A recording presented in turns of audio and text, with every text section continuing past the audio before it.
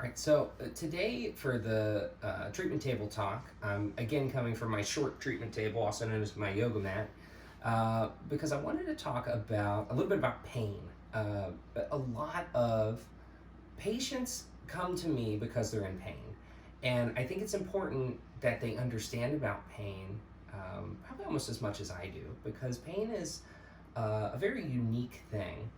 I tell a lot of patients right off the bat, and this might seem super weird to people, especially the ones that are seeing me right now, that I don't treat pain. I treat how you move.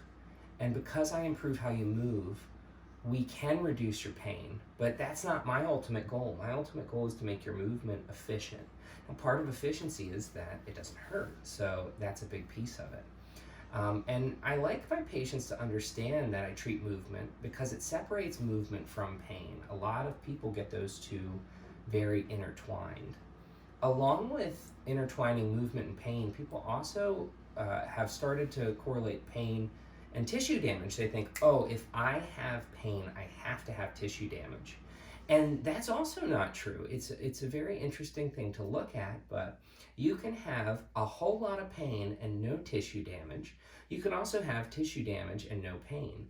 Now, I'm going to be fully honest, these metaphors are not my own. They come from a lot of pain neuroscience education coursework from two therapists, Adrienne Lowe and Lorimer Mosley.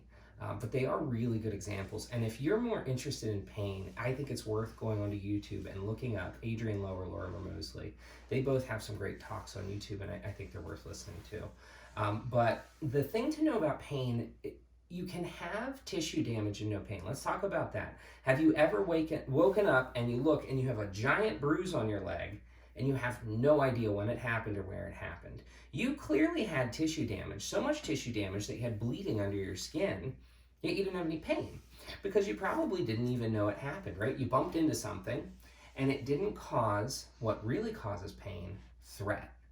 Pain is our ability to understand and represent the threat that something provokes to us, right? So if I bump my leg, I'm not thinking about it, I'm doing something else, and it's not threatening to me, it might not hurt. I might not have any pain despite the fact that I have tissue damage. On the other extreme, I've seen patients before where they have no tissue damage, but they have an incredible amount of pain. Now, a lot of people will think, oh, that pain is all in their head. And I think we should talk about that too. All pain is all in your head. That is where pain happens, right? Pain is not at the level of the tissues. Your pain is processed in your brain. I never think with a patient that their pain is made up, right? That is so demeaning to a patient. Your pain is real, even if it is all in your head, right? So an extreme example of this is I've worked with patients who have what's called phantom limb pain. So they may have had to have an amputation of, say, their arm, yet they still feel pain in the hand that isn't there. And the reason is because that pain is being created and processed by their brain, just like all other pain is created and processed. So we work with that patient to help reduce pain in a limb that isn't even there. That tissue can't be damaged.